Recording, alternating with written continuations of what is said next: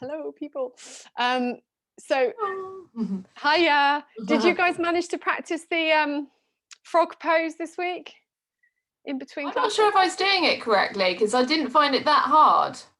So, No, that's fine because well, you might.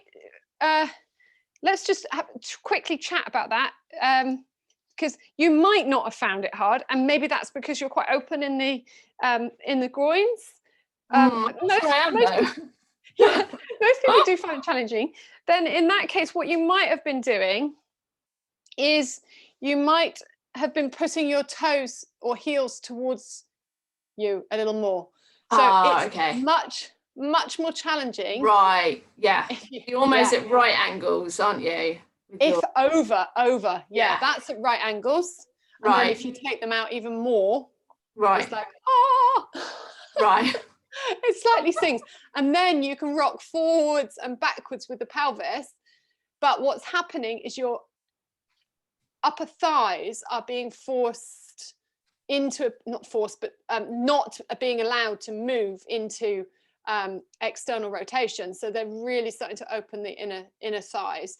And if you do that, then you're just kind of coming forwards and backwards, which is perfectly fine, especially if that's where we're at. Like, there's actually an opening there anyway, but it's much more when we take the heels out and the toes out to the side. Yeah. Right.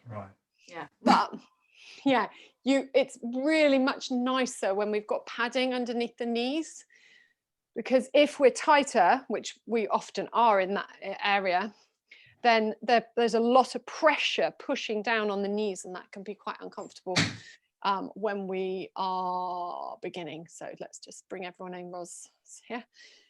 Good. I think that's it for this evening. I think everyone's here now. Just check. Yeah, but anyway, so that will be recapped with if you want to watch it again, you can do the class again and have another go at that. We'll be adding that tonight anyway.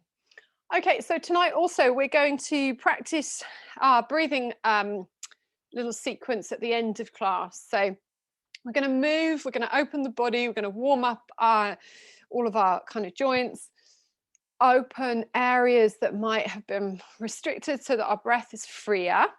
And then we'll come to sitting, and always remembering that the postures that we like to think of as yoga are just part of a bigger practice. So, yoga is also the breathing and the meditation, and the postures, practicing the postures were sort of designed, if you like, through helping the body to actually sit comfortably in meditation. So we're helping ourselves to come back towards stillness. So I'm just going to mute everybody. And then we shall begin. So welcome everyone.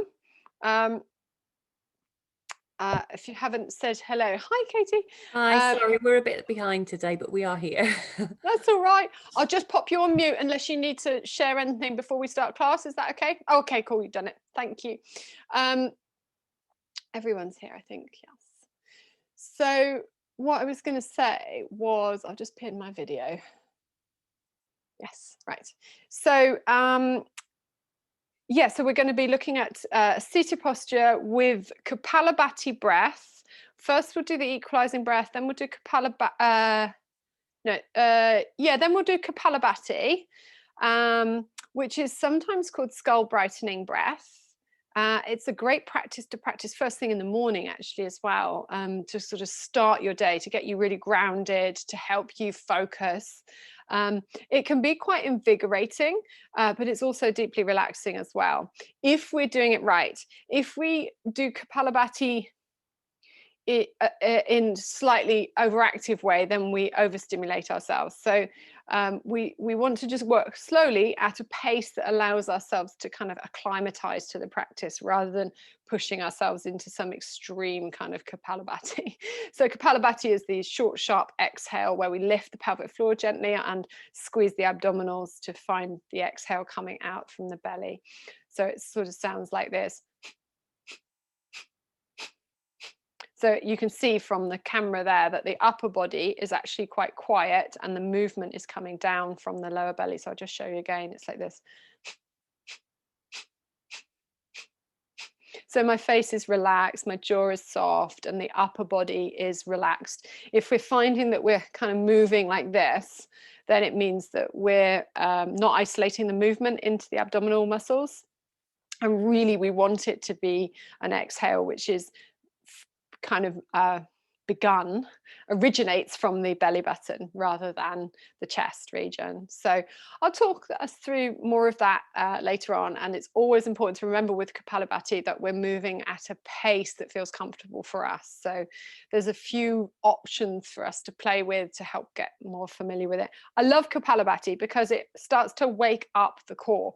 It's really good for detoxification. So it helps to kind of rejig the balance of oxygen and carbon dioxide rather, not monoxide.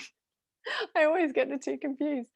One's deadly and involved with like combustion. Don't want that. So carbon dioxide is expelled on the exhale. And the Kapalabhati helps to reinvigorate and oxygenate the body. So yeah, really helpful for cell regeneration and all of that good stuff that we love for breathing.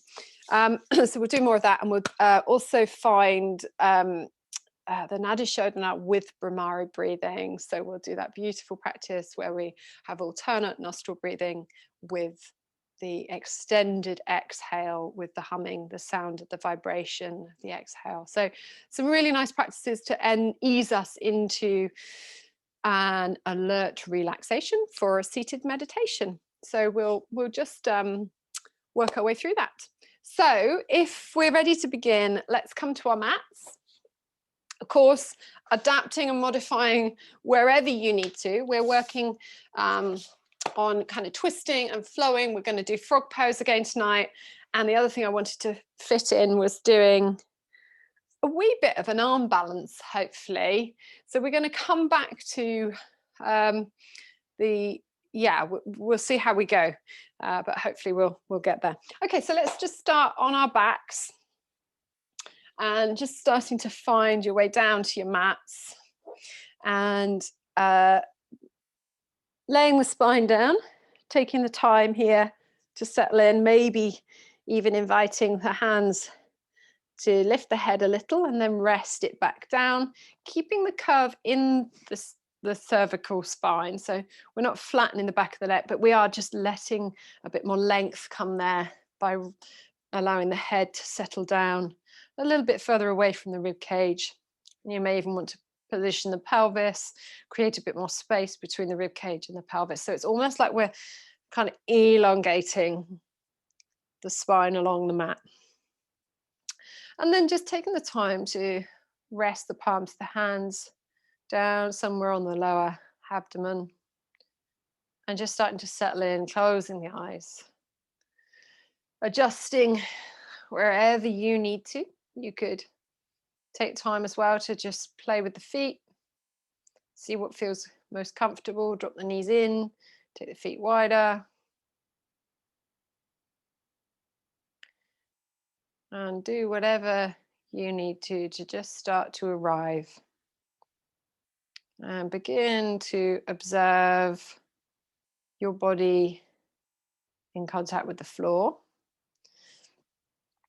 And you may notice that over the next few breaths, you need to shift something a little, maybe move as the body starts to relax and soften. So you might even want to roll the head gently over to one side and just feel like it becomes really weighted over to that side. So if we've had a busy day, if we've had a busy week between last week and this week, and we haven't really done much yoga, or we've been very much kind of involved in our heads, a lot of thinking or doing, then just letting the head be very heavy. Let the eyes soften.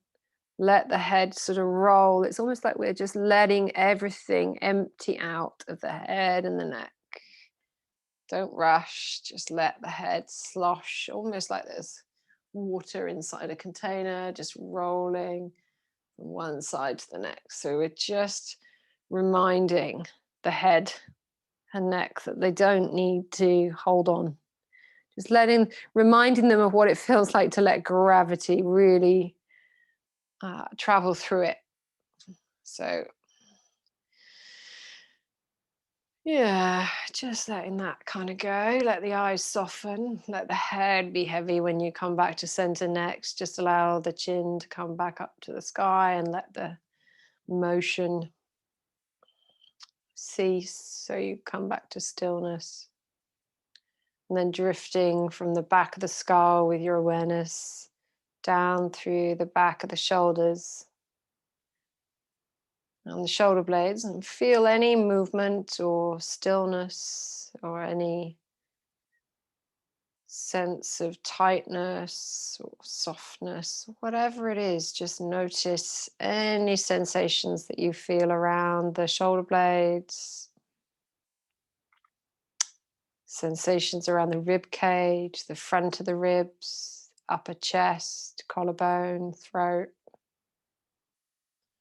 And then traveling down through the front of the diaphragm, the bottom of the sternum, down around the back ribs, and see if you can just settle these. So it's almost like the rib cage is again being given permission to sort of soften towards the floor.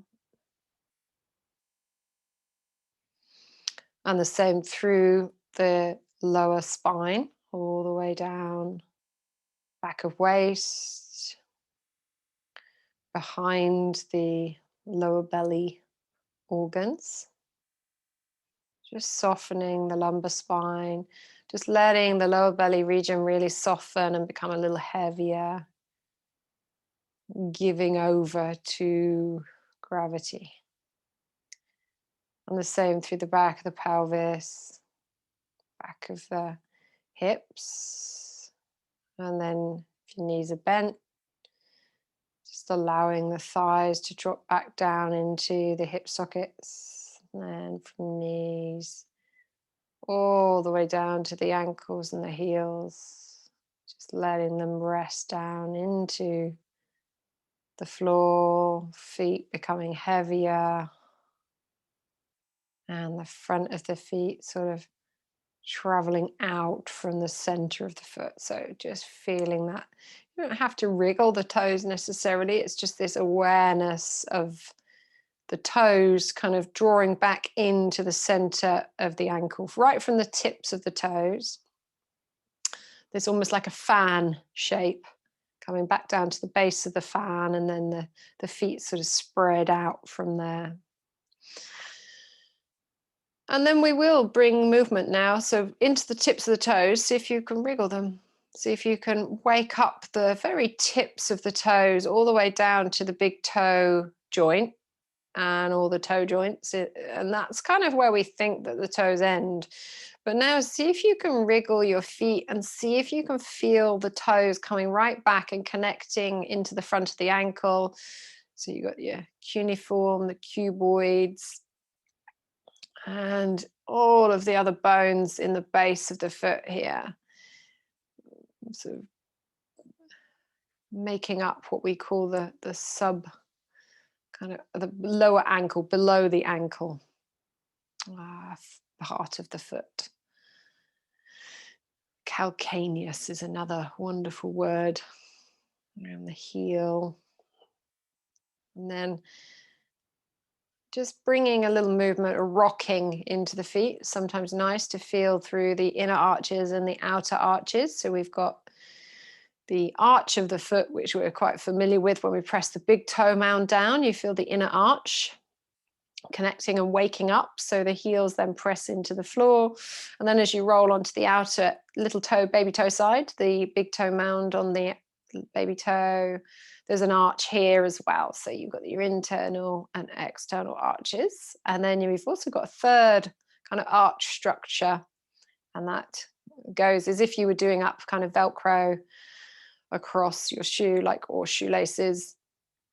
across the arch of the center of the foot. So these are all arches designed to be weight bearing, shock absorbing, and also perform propulsion. So this sense of moving us forward. So brilliant design that we hardly ever consider. So, you know, don't just put your shoes back on, take a moment to think about your feet. And then what we're going to do is just lift the heels and just roll them a moment, just rolling ankles, changing the direction of those, noticing if there's a bit kind of jerky on those movements, a bit kind of fast or slow, or if one ankle feels a little bit more awake or a little bit more open or more closed, just noticing. Just again, we're not here to judge. In fact, we're really not here to judge. Now, I know me, I know human habits too, I guess, like, but you know, there's quite a lot of judgment. I feel like I should be able to do this, or I shouldn't be like this. So these judgments can be very strong, and our mental patterns, our habits of judging ourselves and others and circumstances can be really burdening to us. So just letting that go and coming back to noticing, and a process of just simply inquiring. So just filling your space, just letting your heels rest back down and just noticing how you are on the mat for a moment. Just rest back down. And it's almost like as if you're going to dust all around you, and you're dusting away any sense of judgment. You're going to flip your hands or take a little brush in your mind's eye, just dusting all around and sweeping away any sense of judgment. So this mat is clear of judgment, and we're going to come back to a sense of inquiry. So just starting to now get curious about what areas are in contact with the mat and what's not. So just noticing, maybe starting from the crown of the head, noticing through the back of the neck, and then down through back of shoulders. Maybe the lower ribs can be in contact with the floor if we just soften and exhale a little more. Maybe we'd notice that we were actually creeping a little away from the floor in the lumbar spine. So of course we need that curve. We're not trying to get rid of it, but we don't want to hold any unnecessary tension. So just getting curious about that. And then we're going to wake the toes up. So spreading the toes and lifting them, and really engaging through the feet here by kind of pressing down through the big toe mound. Spread your toes. You might even be able to drop the little toes to the floor and then like roll them back down. So it's almost like you're kind of rippling your fingers on a piano keys, and you can do the same with your toes. Your hands can be palms facing down either side of the pelvis, and you're gently going to rock your pelvis back and rest the lumbar spine into the floor, flattening the lower back. Tailbone lifts gently. Inhale, come in the opposite direction. You're going to lift your lumbar spine, dropping the tailbone down towards the floor. So you're just going to rock at a pace that feels right for you, just taking that tilt, that movement into the lumbar spine, tipping and tilting a little. And don't rush. Try not to be mechanical. We're curious. We're kind of getting interested into this experience. Notice what's happening to your breath. So don't just do it because I'm saying rock back and forward. See if you can be like, oh, how is this in my body? What's happening? Just notice what's happening in the skull when you're tipping and tilting. Notice what happens to the rib cage, the palms of the hands facing down, and let the arms really rest, and notice what happens to the arms or doesn't happen. Take your awareness to your shoulders and see if you can feel into that and notice. And as you're kind of feeling into this rocking and rolling, originating the movement down in the pelvis, see if you can notice what's happening if we're holding tension. It might be that we're holding tension around the shoulders. And as we exhale, see if we can soften that tension and maybe feel the movement a little bit more through the whole body, wherever that movement is. So when we lock and hold, it's a form of kind of control. It's a form of, kind of certainty, but we can soften into relaxation. So if we do that, then we might gain a different experience. And then we're going to come back to center. So just find your kind of resting point for the pelvis back in neutral. And then you're going to drop your heels through the floor so they feel like they're really heavy, and feel the pelvis just lifting up, leading through the tailbone.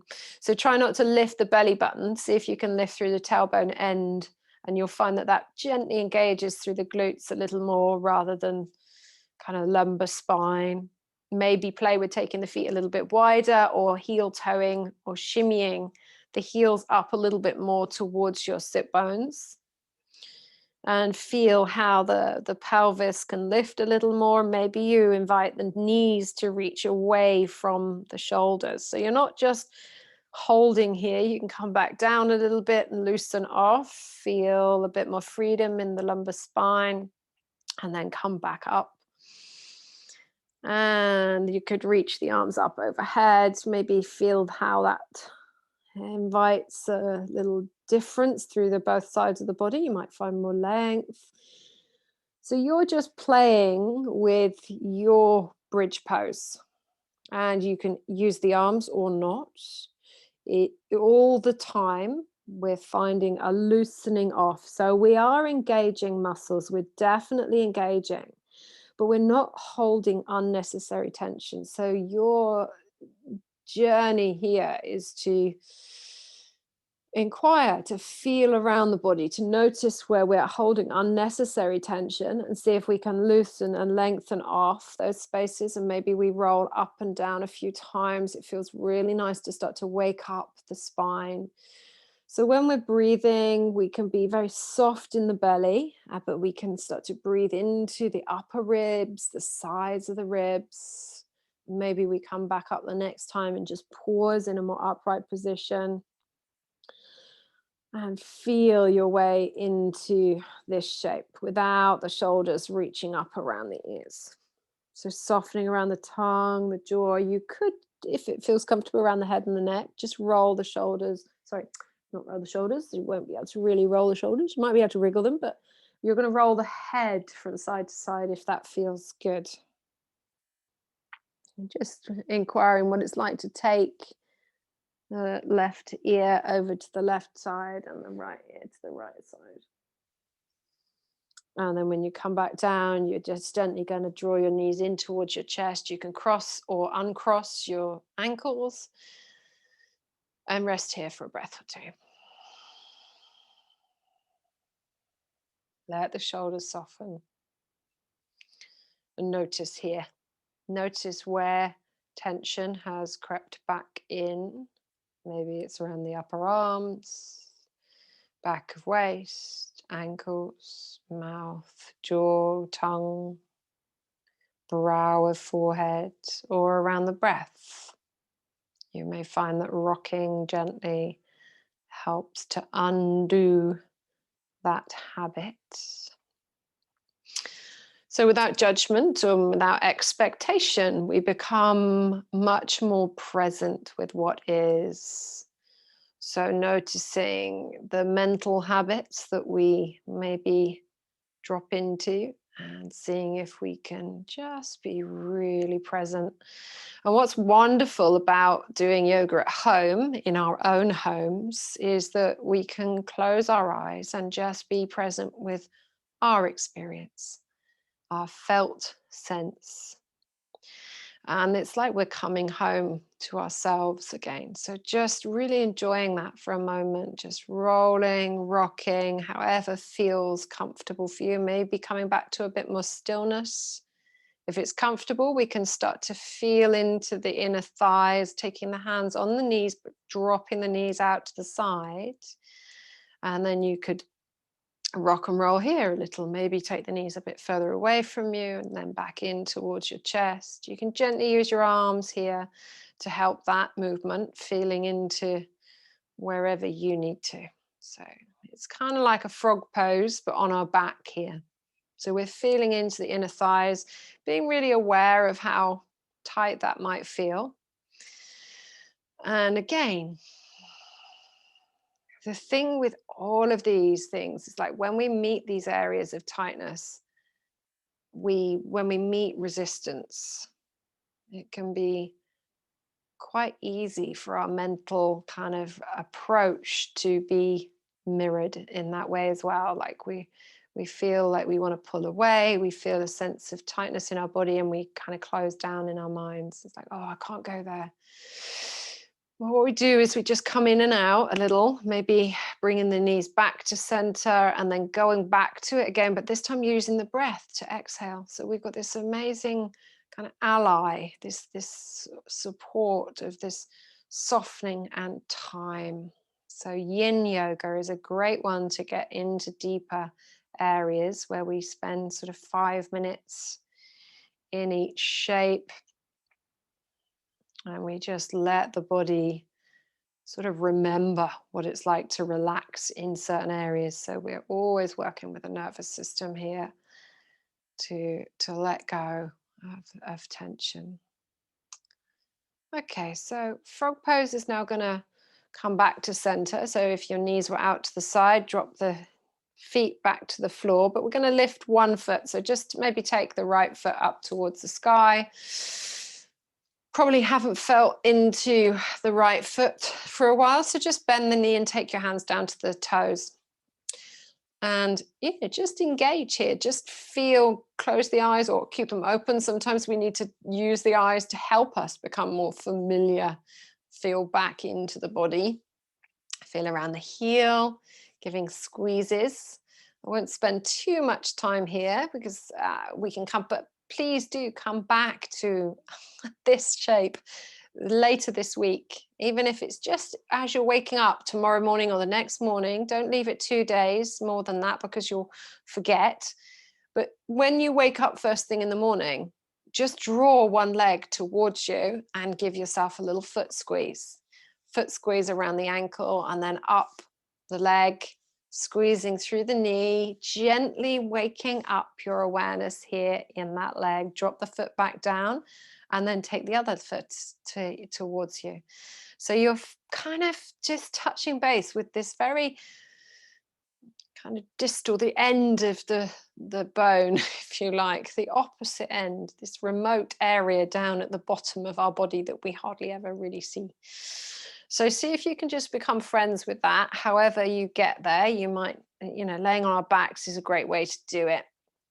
Allows the spine to grow long as you're kind of feeling into the foot, just feeling all the way up to the midfoot, and then ankle, heel, lower leg, squeezing. Don't rush, take your time, feel into left knee, and then all the way up to the thigh, and then all the way around the buttock as well, just feeling into that space, the inner thigh, the outer thigh, and then drop that foot back down. Come back to the first side, and you're going to take the sole of the foot towards the sky. Notice if your tailbone is peeled up. See if you can rest your sacrum down and bend the knee deeply. So you're taking your right knee out to the side, and the sole of the foot comes towards the sky. Your hand can be behind the knee or on the inner foot, or maybe even little toe side. So you're helping yourself explore a half happy baby. And again, just taking the time to loosen off. This is a great shape. We don't often get into these shapes, and it's going in the half happy baby shape is really helpful just to get there slowly. So just dropping right foot, coming over to the other side. Again, starting with the hand behind the knee first, and just inviting the left knee to go out to the side, and then the sole of the foot to come up towards the sky. So we're using our breath to soften, to lengthen those tissues, to give the kind of the message, the time for the message to get back all the way, spinal column up to the brain. It's like, oh, I don't need to hold tension there. So, okay, just let go, let that muscle lengthen. And of course, we're still having stability. We're not taking ourselves beyond range of motion. You're finding a comfortable, functional rotation of the upper thigh bone. If there's discomfort, inquire as to whether that's useful. Is it a sensation that's moving into the edge of pain? If that's the case, come away from that. We're not interested in pain. There may well be sensations. This is your call. Okay, this is finding your way into your body. Maybe you can take both feet up into the air and explore hands behind knees, on lower ankles, inside of the ankles, or up on the toes. If you've found that your tailbone or sacrum has peeled off the floor, see if you can let that rest back down and still have the soles of the feet nice and wide and up towards, as if you're walking on the sky. And let the upper body relax and let everything kind of just rock and roll a few times. Let the breath soften. Good.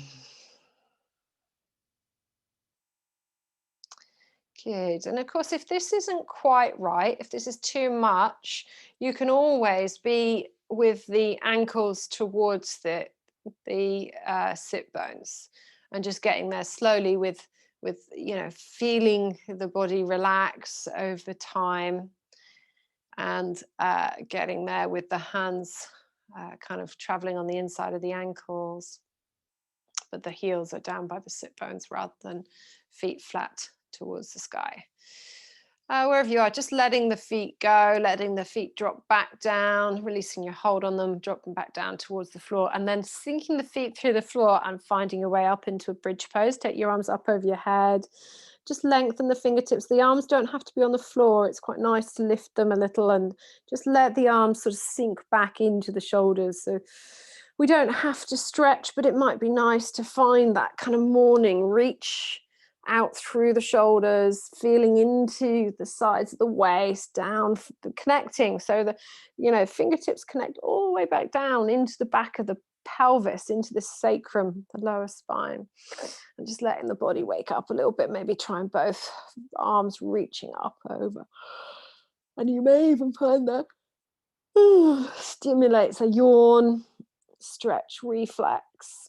Okay, and then just lower the pelvis back down and just let everything go really floppy again. So just let any sense of holding release. So there's kind of like and the body lets go into a surrender.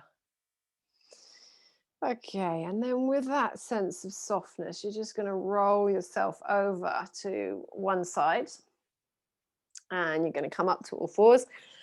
And just effortlessly, so without thinking about it too much, just find yourself into all fours, kind of pat the hands a little bit wider and feel really supported. So untuck the toes, knees are a little bit wider than hip distance apart, and then just let the head drop towards the floor, tailbone drops down as your back rounds.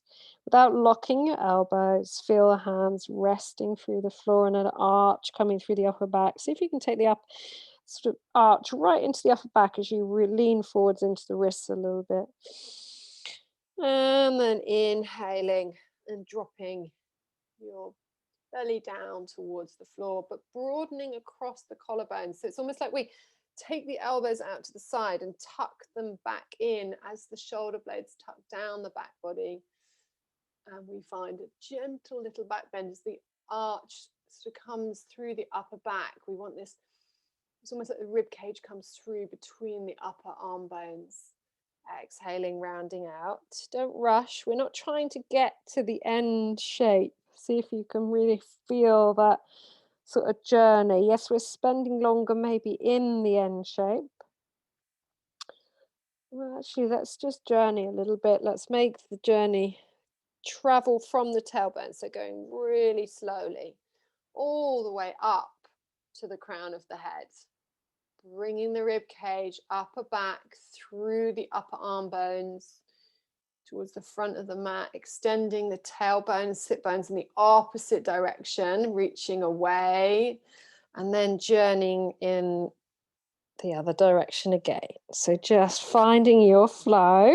If you'd like to, you can come back to a neutral spine. You can carry on in cat-cows, or you can start to find the barrel circles. So I love these. These are just kind of fluid. You can just start to feel in.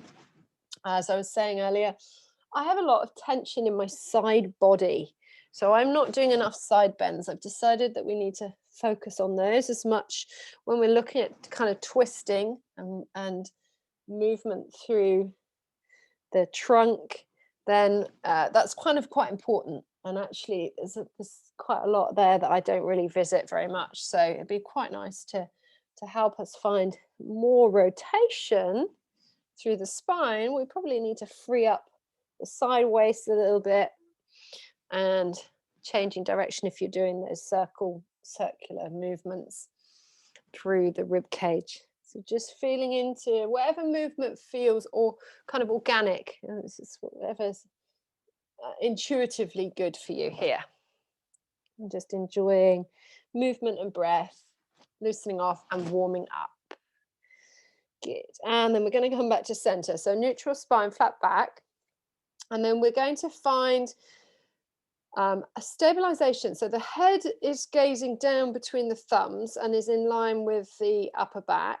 Hands are pressing through the floor, and you're gently pressing a little bit through the heels of the hands and the knuckles of the index fingers to almost lift the rib cage away from the floor a little bit into the shoulder blades. So they glue onto the back body. We're not collapsing here.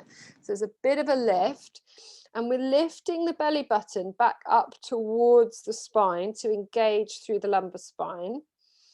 Engage through the side waist to support the lumbar spine.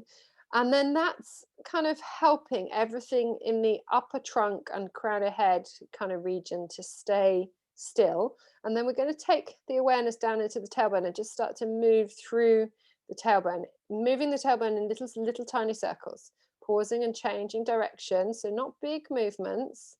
Just some simple little movements, noticing how if we engage here in these little movements, the lumbar spine is supported and the belly button is starting to switch on the lower belly region to find the movement in the pelvis.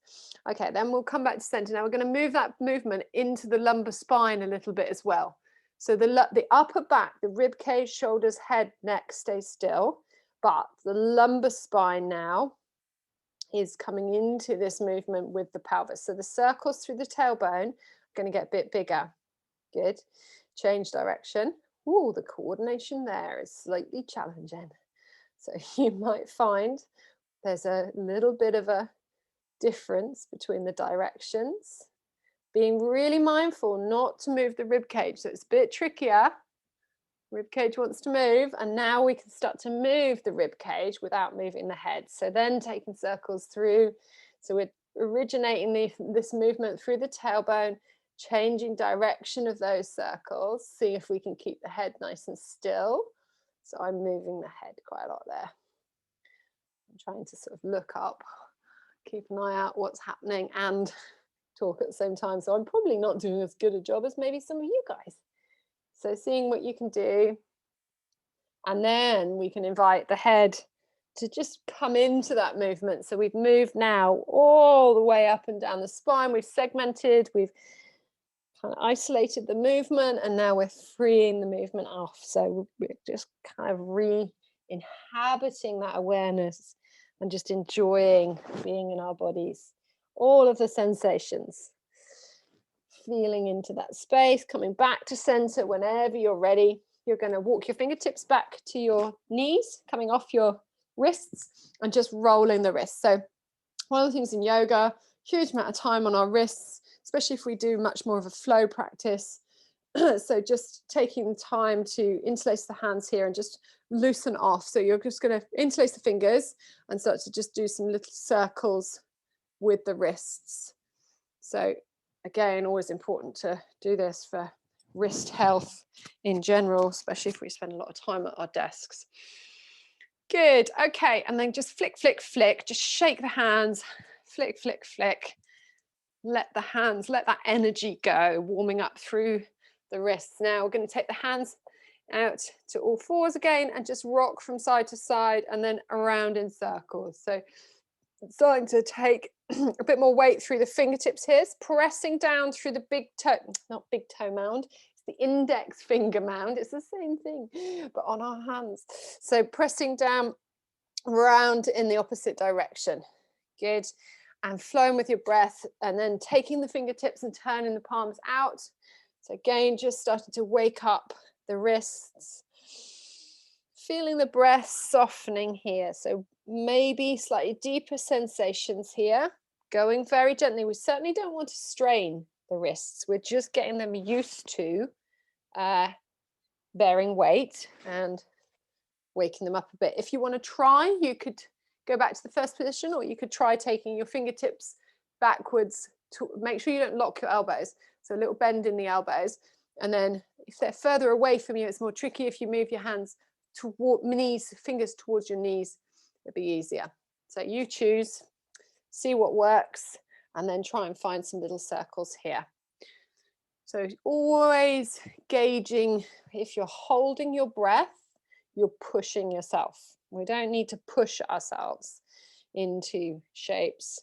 See if you can spread your fingers, make sure you're not holding your breath, coming back out whenever you're ready, and then working your way back to the beginning with the fingertips pointing forwards. Good. And just coming off the wrists, coming towards our feet a little bit. So untucking the toes, just taking the heels on the outer edge of the feet here, just rolling from side to side a few times.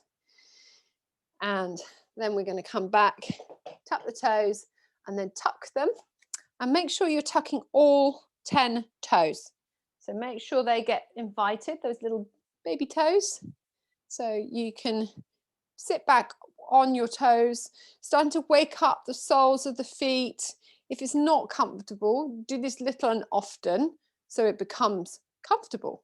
It's actually, I try and find myself in this position whenever I can, because it really starts to wake up the feet. It starts to help me ground down into my feet, because it's just not uncomfortable anymore. But it's taken me a few years. I think it's 6 years I've been practicing this particular posture regularly. And if it's not comfortable, then you can always be in a kneeling position and welcoming the feet to open over time. I highly recommend practicing it, because if we don't, as we age, our feet start to close up. And if our feet aren't mobile, then we'll lose our balance far more readily, far earlier on. So please do practice this regularly. If we don't do anything else, just practice this. So yeah, it's very helpful. It does little and often.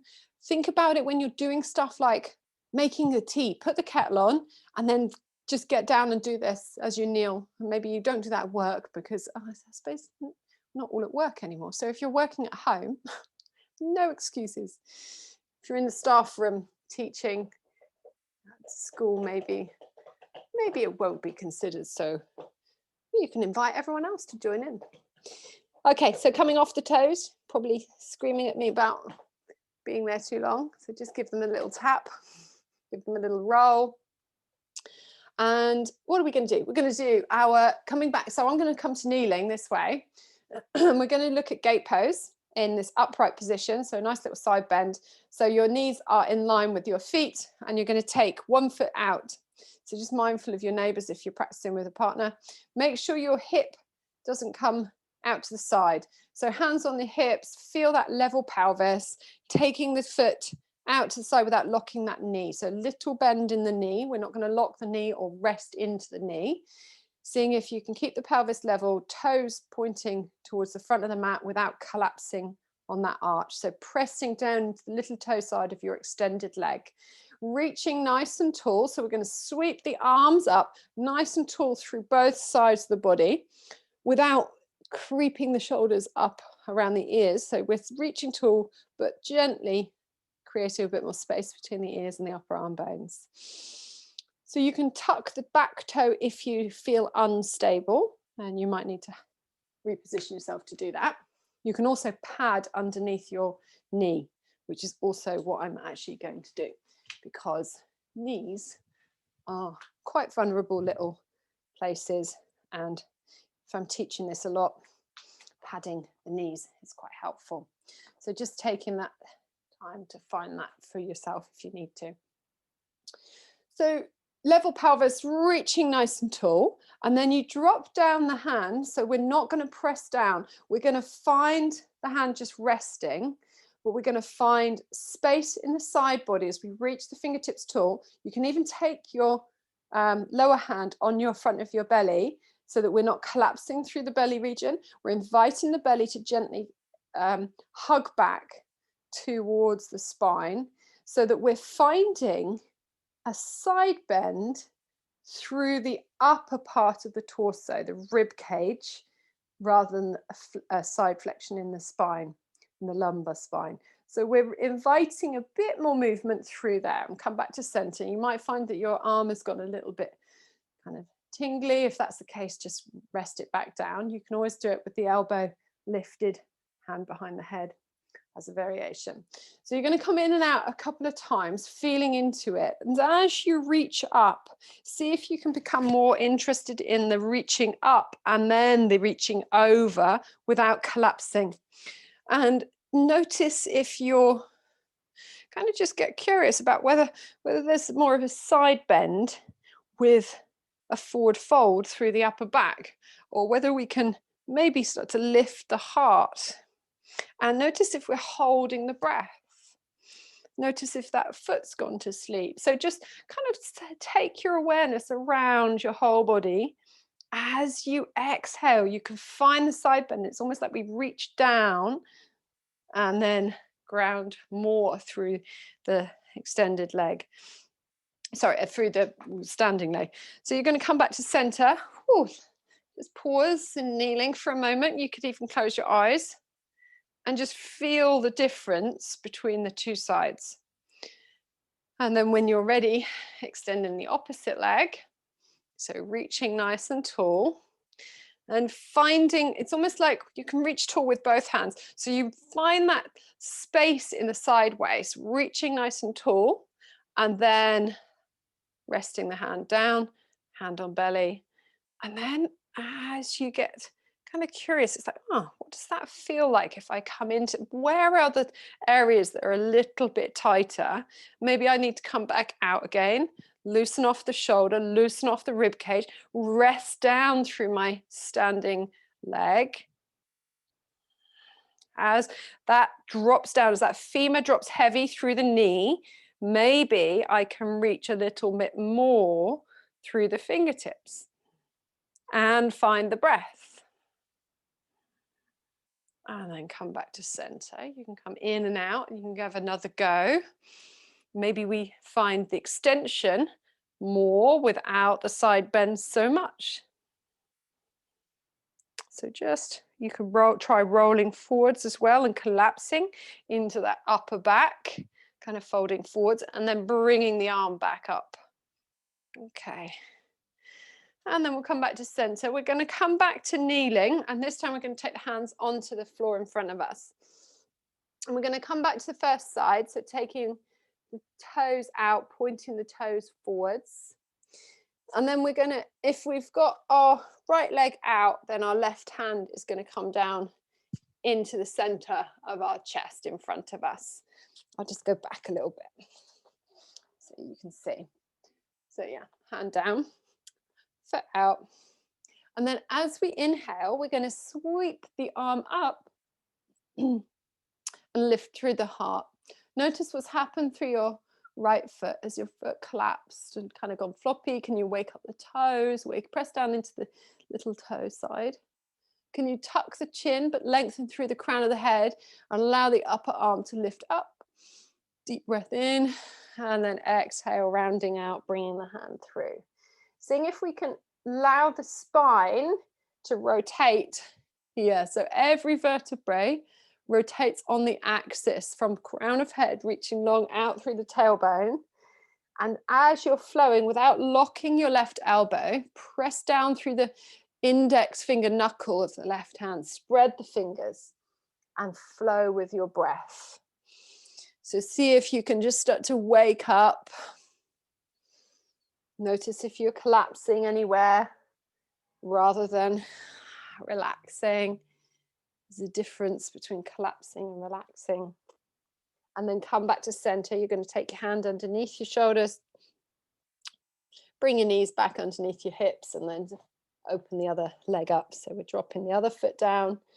Find that stability, waking up the inner arch there, and then we're going to open up. So pausing first, finding that arm drifting open, really peeling open the rib cage, broad across the collarbones. There's a sense of reaching through the upper arm, tucking the chin, so a little bit to lengthen through the back of the neck, but keeping the neck long and finding the head and neck an extension of the spine. So notice if your head's kind of kinked.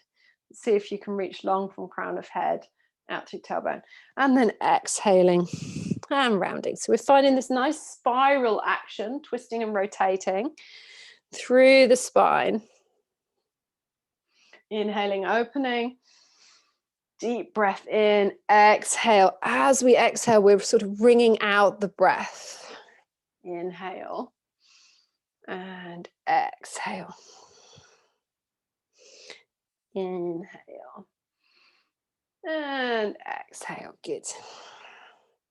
Okay, and then we're going to come back to center. You're going to tuck your toes and peel yourself up off the floor. So knees lifting, just pop your props to one side. We're going to find a standing side bend now. So standing side bend is quite interesting. So what we might find is that the hips tend to kink out to the side as we come into the side bend. But what we want to do is instead keep the hips, keeping the feet a little wider will maybe allow you to find the movement into the side body rather than into the hips. Okay, because so what we want to do is open all of the intercostal muscles. So we've got muscles in between each of the ribs that they help us breathe. So they help us open and expand the rib cage and then squeeze together to contract and let the exhale leave you. So just take the feet a little bit wider than hip distance apart, gentle bend in the knees and spread the toes and find that kind of base. And then from there, we just start by lifting both arms up and finding side waist lifting space off the rib cage, off the pelvis. Notice if we've collapsed in the lumbar spine. So it might be that the lower back has kind of tipped forwards. So just seeing if you can find that little bit of engagement as we lift up through the lumbar spine, wrapping around all of the muscles around the spine as we lift tall. And then from here, we're going to lower one hand and reach tall through the other. So fingertips are reaching up, palm of hand in towards the midline. And then we're going to find a little bit of a side bend and feel the weight drifting over to one side without the pelvis shifting. So see if you can keep that coming back. And again, noticing what's happening in the upper rib cage. Is the arch coming in through a forward fold more? So see if we can maybe find that, come back out and go over to the other side. So you don't have to spend a huge amount of time holding your posture. See if you can kind of work your way into it. Notice how different a side bend is here to being in gate pose with the lower half of the body from a kneeling shape. And then come back to center. Okay, so let's just move now, take the feet a little bit wider than hip distance apart, maybe even a bit wider, so taking them comfortable distance where the toes are pointing out to the side, and you're going to bend your knees and allow them to track in line with the two kind of middle toes of the feet. So just to have a look, notice if there's a collapse. So it's quite probable that there will be a collapse because that's kind of how we are if we're not active through the feet. So wake the feet up, lift the toes, see if you can press down through all four corners of your feet and draw your heels back towards the center a little bit. So it's almost like they're drawing closer together without actually moving on the mat. And then you can play with a little dipping down and let the upper body be nice and long. So you're going to do monkey pose. So the spine reaches tall. The back body, if I show you from the side, the back body is long. So we're not ducking down, collapsing through the lumbar. We're also not holding tension in the opposite direction. Nice neutral pelvis, and the arms are floppy, yeah? So the arms, the legs are really working, and the arms can relax. Keeping the knees bent and finding your rocking from side to side. Seeing if you can free the breath, so there's almost like a lift through the heart space, and allowing the breath to expand. The arms can come up and exhale down. So I'll show you from the front. You can come back out. You don't have to stay down too long.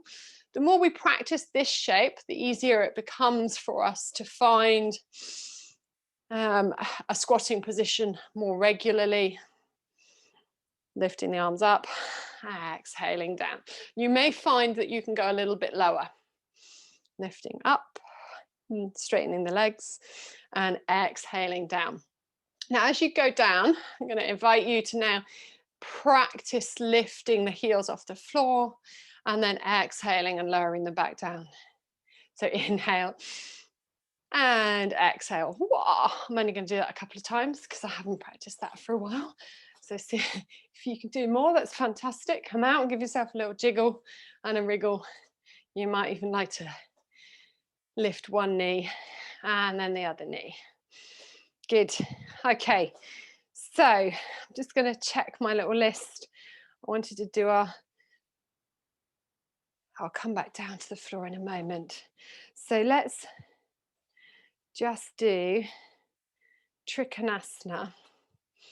So we're going to think about finding, let's come from the bottom of our mats, and we're going to find our chair pose and then move into a standing, so it's a stepping forward fold effectively, which I quite like more than Trikonasana. Trikonasana is a word, means triangle in Sanskrit. But if we're familiar with more traditional Trikonasana shapes, we might not know what this is. So we don't want it to be the traditional shape. We're just going to drop into chair pose, taking your feet a bit wider apart, maybe feeling nice and stable in your base, dropping down through your pelvis so that your heels take a lot of the weight, okay? So again, nice long spine, soft around the shoulders. We've got this support from our torso, so the crown of the head reaches tall, and then the arms can lift up. So there's this kind of effortless lifting up of the arms. And then you can maybe loosen off through one ankle. Notice if that foot, maybe the feet start to kind of grip and hold. We want to be strong through the legs. We're engaging, but we're not gripping without kind of softness there too. So from this shape, you can then step forwards with your right foot. So you bring the bend into your front leg and extend down through your back heel. You might find that that feels like a nice little opening through the back of that calf muscle. Just take your hands back to your hips and invite your hips to remain square to the front of the mat. And here I always like to adjust my pelvis. So you can peel the heel up off the floor on the back foot and then just play with where the pelvis is. So make sure we're not collapsing in the lumbar spine. That's one of my patterns for sure. So as we bend the back knee, you can tilt the pelvis, keep that neutral pelvis as you then plant your heel back down, and you'll start to find the opening coming through the front hip flexor instead. And then just start to reach the fingertips towards the sky. So we're finding our way into warrior one. And then from here, you're going to play with the back foot. So lifting and lowering a little. Make sure you're not collapsing through that back arch. And loosen off that back leg. So it's like it kind of releases into the floor. As that releases down, the front foot also releases down. And that allows the rib cage and the fingertips to lift up. So there's a sense that there's this kind of, as the lower part of the body sort of receives the floor a little more, we get to rebound through the upper half of the body. There's a really nice sense here. And then we're going to lengthen through the front leg without locking the knee. So we're finding triangle with our legs. So that would be our pyramid pose. Keeping the pelvis level, you're going to play with the arms reaching forwards and the torso following. So you're coming forwards with a flat back without bending your knees. And you don't have to come super low. What I want you to do is play with that without the knees locking and without bending the knee. So you're going to come in and out a few times through reaching, almost like you're carrying a ball and you're trying to put it down on top of the cabinet in front of you. And you're starting to really wake up both feet. So drawing back through your front leg thigh without locking that knee. Keep a little bend in the knee. Good. And then you're going to come back to center. And this time, release the arms back down if that's increasing any tension in the shoulders. We don't want that. Lifting up. And then this time, as we come forwards, you're going to take one hand down and the other hand up. So your hand that's going down is the same as the leg that's forwards. And if the arm that goes up feels uncomfortable in the shoulder, so if there's no rotation in the thoracic and the rib cage is sort of locked and more held, it might be better just to turn palm of the hand down and then loosen off the shoulder. And over time, you might find that you can come into the shape with the arm comfortably reaching out from the shoulder, the rib cage. So when you come into your Trikonasana shape, you're extending out through the crown of the head. We're not locking the knees. There's a little bend in the knees and we're not collapsing through the inner arches. We're using the side body and the side waist to help support a lengthening of the spine out of the pelvis. Both toes are pointing forwards. If you feel unstable, come back out, take your back foot a bit wider, and then you come back in again, hinging at the hips, folding over, and then finding your Trikonasana. And of course, we don't have to stay there and hold. You're going to come back out and we'll go to the other side. So when you come to the other side, coming through your chair pose shape and making sure you're not collapsing through your feet, stepping forwards, finding warrior one first, taking the time there to find your foundation, that springy quality through the feet, bending your front knee, making sure we're not collapsing through the lumbar spine. So finding that foot alignment, pelvis, tucking a little, and then opening up through the front of the hip. And then we're going to hinge forwards. You can keep the front knee bent. First go, and then straighten the front leg, and then hinge forwards there. Reaching, reaching, reaching, and then come back to center. So you're supporting all the way along your spine with all of the muscles around the side waist, lumbar spine, around the belly, and all of the muscles along the back of the spine. Reaching, tucking your chin and reaching long. And then I'm going to come back out. And the next time we come back in, you can wriggle the shoulders first. Whoa, we're going to feel this tomorrow. I can sense this. You're then going to find yourself coming forwards and then dropping down through the lower arm, rotating away from your front leg, and maybe the arm comes up, or maybe palm of hand is down and you can loosen off that shoulder. Make sure you're not locking the knees, but we're not bending the knees either. So just kind of notice, kind of travel around your body with your awareness, see if your feet have collapsed, see if you're holding your breath, see if we can find a bit more space in this shape.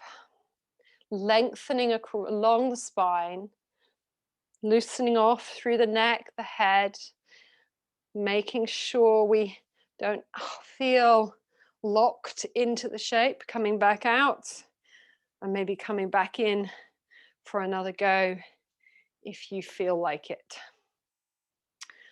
And then once we've finished that, we're going to come back down to the floor whenever you're ready. You're going to grab your extra blanket. So if you haven't got a blanket, you can roll your mat up, double up your mat. And we're going to come back down to the floor and find our frog pose, which we started the class with on our backs, but we're going to find it now using gravity to help to release those muscles, maybe take us a little bit deeper. So we're just trying to change that relationship to gravity to explore the shape a bit differently. So coming into it, being mindful of your knees. So, you know, only you know what journey you've been on with your knees. If this isn't appropriate for you, you can come back to the first variation on your back, or you could do thread the needle on your back as well. Or you can come back and do some bridge poses, whatever feels best for you. So you're going to take your knees nice and wide and notice how that feels just here with the toes pointing out to the side and keeping your heels as wide as your knees, or maybe even a bit wider. And just rock forwards and backwards here. And then when you kind of get to a place which feels comfortable, maybe you can come down onto your elbows and you feel like you can rest for a minute. Maybe you continue a bit of rocking.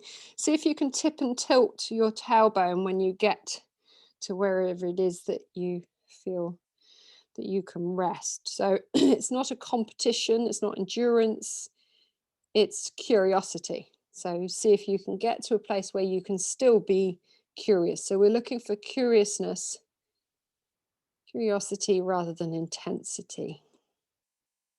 So notice what's happening to your breath. See if you can still take those full, expansive breaths without holding around the jaw, the face. And you may notice that you're able to move and adjust, maybe nudge a little more, release somewhere with the exhale, softening.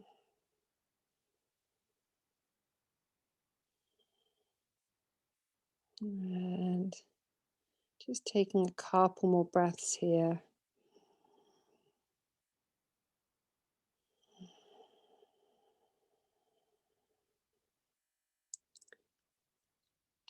And then whenever you're finished exploring that, you may stay a little longer or you may come out sooner.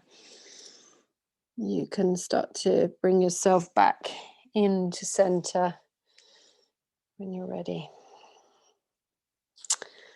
Okay, and we're just going to come onto our backs for a twist for a moment. And we're going to do that in a very kind of creative way. So coming onto our backs, and you can watch for a moment or you can go there if you feel comfortable. Just drawing your knees in towards your chest. And then we're going to let the knees drift over to one side with the arms drifting out from the shoulders above us. And we're not just going to collapse. So we're going to find a way of sort of loosening off into the shape without the feet touching the floor. You could take one knee to the floor and the foot can connect with the lower foot, the upper foot can connect with the lower foot. But I want you to use that as a way of kind of creating a lightness in the legs to then allow you to sort of play with what's happening in the rib cage and what's happening, using the arms to sort of loosen off into the rib cage, and then let that spiral come into the head. And maybe we don't spend too long here. Just kind of come back to center, gather everything in. Sort of rush that a bit. I'm going to come back to that and loosen it off again. And then going over to the other side. So just getting a little flavor from one side to the next. Of course, being mindful if there are challenges with the lumbar spine, disc issues, keeping a little ducktail so into the lumbar spine. So you want the tailbone to sort of stick out a little bit. You don't want to be coming into a flexion, sort of a C shape through the spine, and then expecting the spine to go into a rotation, because you can't have flexion and rotation in the spine. It doesn't work, and it won't be nice for the body. So come back to center, go back to the first side. Now, you may notice this is slightly different. Again, this is the sort of lateral bending. You've got the side body here, the twisting. Well, it's not lateral bending, it's not side bending. But there is the side body involved in this. So if we're sort of tighter in some areas, and you might find that one side of the body is more held, noticing that, just kind of playing at your own pace, doing a couple more on each side, using the breath, keeping the feet light, reaching through fingertips as if the arms are are wings. They're sort of these long eagle wings reaching out graciously from the rib cage, the lower back. Okay, and then whenever you're ready, gathering everything gently, slowly back into center, just pausing, coming back to center for a breath or two, and then we're going to slowly find our way coming back up to sitting. So I'm just mindful of time. We haven't had time to do the arm balance this week, so we'll do that next week. But if we coming to our breathing practices, you want to find support underneath your pelvis to sit comfortably. So you don't have to be cross-legged. You may find that if you can sit in a comfortable cross-leg position, and it doesn't have to be with the ankles in line, you could be crossing the ankles or crossing the shin bones. But you may find that sitting cross-legged is quite helpful in the long run to work towards for the breathwork practices, because it really allows the base to quieten down to ground, and to helps us to really align the diaphragm, so the breathing becomes much more natural and uninterrupted, if you like. So just sitting in a comfortable cross-legged position, plenty of height underneath the pelvis if you need it, to let the knees drop lower than the hips. And then we're just going to close the eyes, soften the gaze, just sit nice and tall through the crown of the head. And I think we'll just go straight into looking at the breath. So see if we can sit nice and tall. Notice if we collapse through the upper back, just gently lift the heart a little. Doesn't mean that we're sitting upright and bringing tension into the front body or the back body. Just seeing if you can find that nice equal awakeness, a balance between the front and the back body. So everything feels nicely awake and alert, and there's no collapsing. And just watching the breath, maybe gently sealing the lips on the next inhale, finding the breath coming in and out through the nose. And if you've got congestion at the moment, if you have got a cold or you're recovering from one, And maybe Kapalabhati is not the best practice. We're just going to do 3 rounds if you don't have congestion at the moment. But maybe if you have congestion, grabbing a tissue, blowing your nose, maybe doing a little bit of a go with the breath work. But if it doesn't feel right, then please don't continue. Now, we're not trying to hyperventilate. We're not trying to over breathe. What we're trying to do is just equalize and find a way of exhaling from the belly button. So all we're going to do now is just gently draw your belly button back towards your spine. So you're feeling that sense of engagement. And then inhale and release. So as you exhale, you draw your belly button back. And inhale, release. Exhale, draw it back. Nice long exhale. Feel that. Now, as you draw your belly button on the next exhale, you're going to lift the pelvic floor. So the center of the perineum, as if you're drawing together the pubic bone and the tailbone a little bit and lifting the center of the external muscles, the external structure of the pelvic floor, the perineum, up as you exhale. Inhale, release and relax. Exhale, squeeze. Inhale, release. Exhale, squeeze. Inhale, release. Okay, now just let that practice go. So you're just going to return to watching your breath, normal breath. So just the natural breath. And you might feel that there's sort of a little bit of engagement around the lower belly region, just to stop you from collapsing, but we're not holding tension there. Okay, and then all we're going to do now is just introduce a short, sharp exhale. And then, so you force the exhale out from the belly button. And then the inhale just comes naturally after that. So the active part of the breath now becomes the exhale. And I'll just show you a couple of rounds here. So I'll just do 10 exhales. So we find the inhale. And then as we exhale, we're exhaling through the nose like this.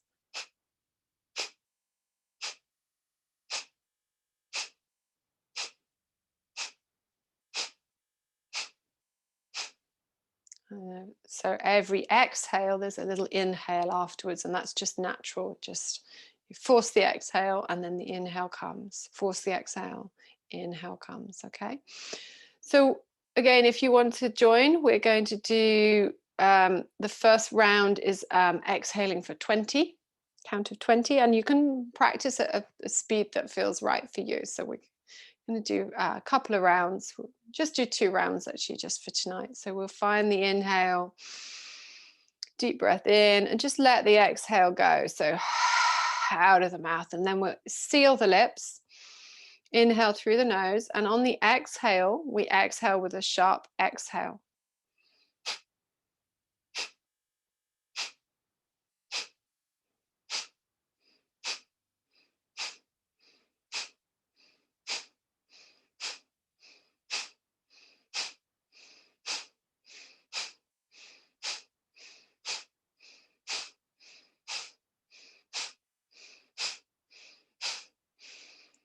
When you get to 20, finding the inhale, pausing at the top, just holding the breath in. You can even tuck your chin there if you feel comfortable. And then whenever you're ready, feeling the exhale, just releasing that. And we'll do another round, and you can find your own pace. So making sure we're soft around the face, around the jaw, relaxed in the upper body without collapsing, and we're engaging around the side waist to find a pace of the exhale that suits us. So we'll begin together with a nice deep breath in through the nose and beginning on the exhale.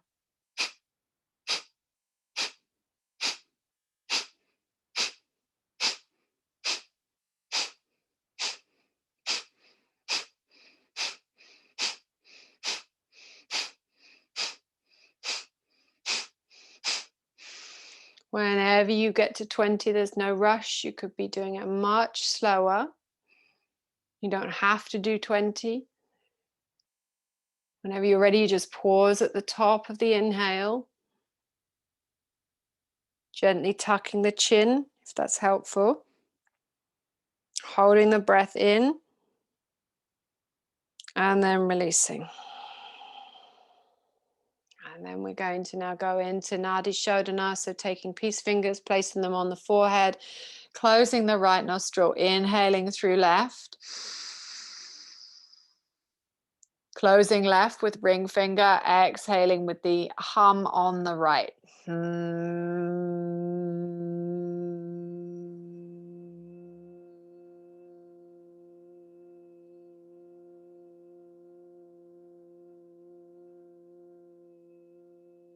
Inhale right. Exhale left.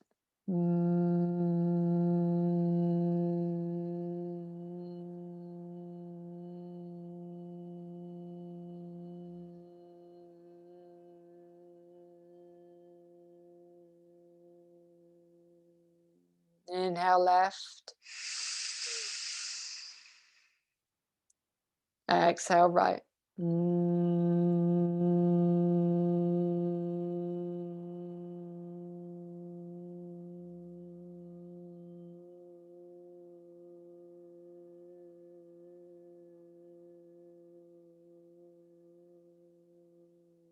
Inhale right. This final round, exhaling left.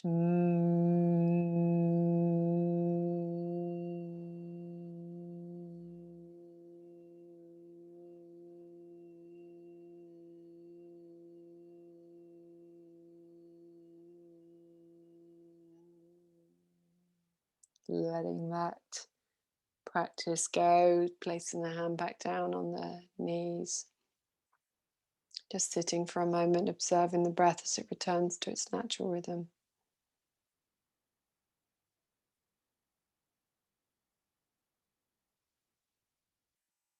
Feeling the resonance of that practice and observing how your internal experience is. And then for the last few minutes of class, you could be seated or just enjoying yourself, journeying down now into Shavasana for the next 5 minutes. So just resting down, finding your way into Shavasana with the least amount of disturbance. Wherever we are, just settling ourselves back down, finding the contact with the floor. Feeling that sense of grounding through that contact. Just taking a moment to remind ourselves to surrender, to completely let go, that it's safe to let go. And that the more that we let go, the more that we are supported. And just returning back to the subtle quality of your breath here. So for the next few minutes, just beginning to observe the breath. No judgment, no expectation. Maybe even whispering to yourself, may I be still. May I be still. May I be still.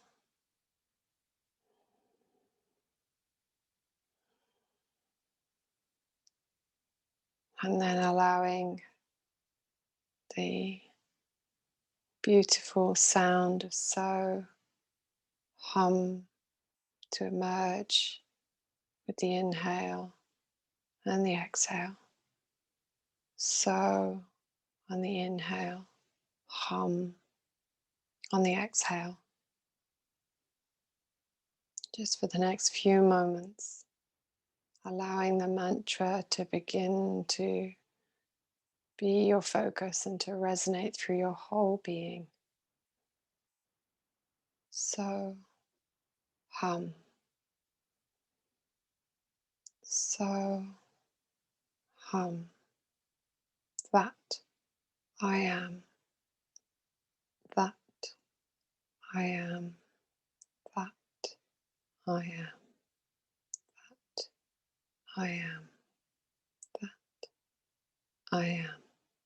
That I am. That I am. That I am.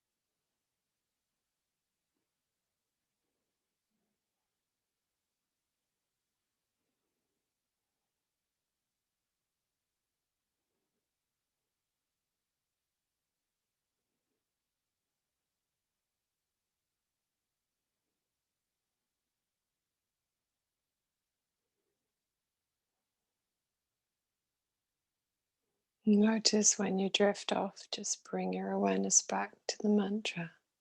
So hum. No judgment, no story. Gently guiding yourself back.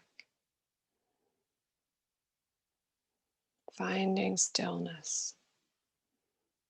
Being present, completely present.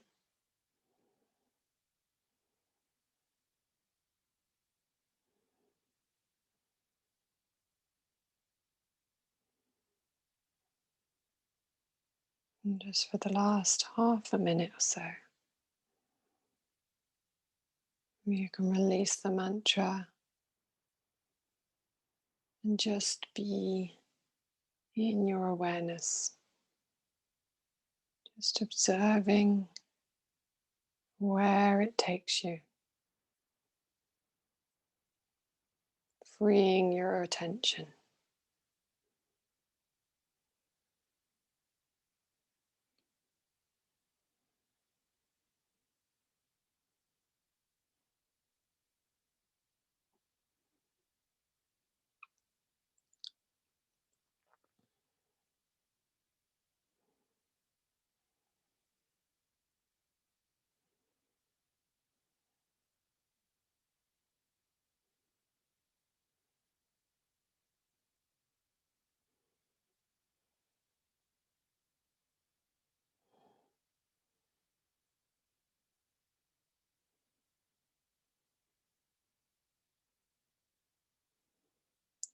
Okay. And then starting to ground yourself back in your body now.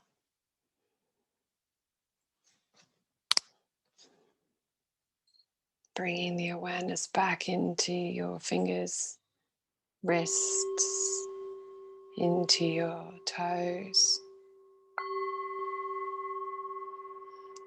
Circling the ankles and the wrists. And bringing the arms up overhead. If you're in Shavasana, just reaching from fingertips to toes, bringing a deeper breath into your body. And then whenever you're ready, you're going to come back up to sitting, seeing if you can use, the least amount of effort. And we're a few minutes over class tonight, but I feel that we've still got time, hopefully, to end the class with a beautiful just to really seal in that stillness and that connection to our awareness. So as we come back up to a seated position, sitting nice and tall, we'll sweep the arms up together, nice and wide, big circle, deep breath in, exhale with Om. Om.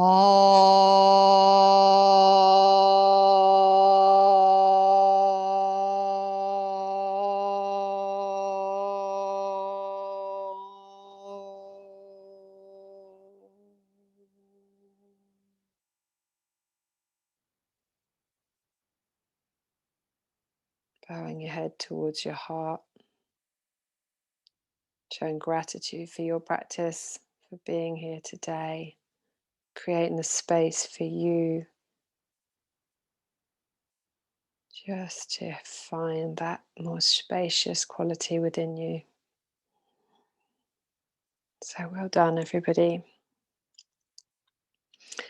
Thank you very much for joining me. We shall do more next week. I'll send out the recording so you can practice again. With all these things, coming once a week is fantastic because we're learning together, and that's great. But doing it maybe 3 times a week, you will really start to see the benefits and the changes and the transformation that can happen to not just your bodies, but your minds and your internal experience. So I hope that you can practice again.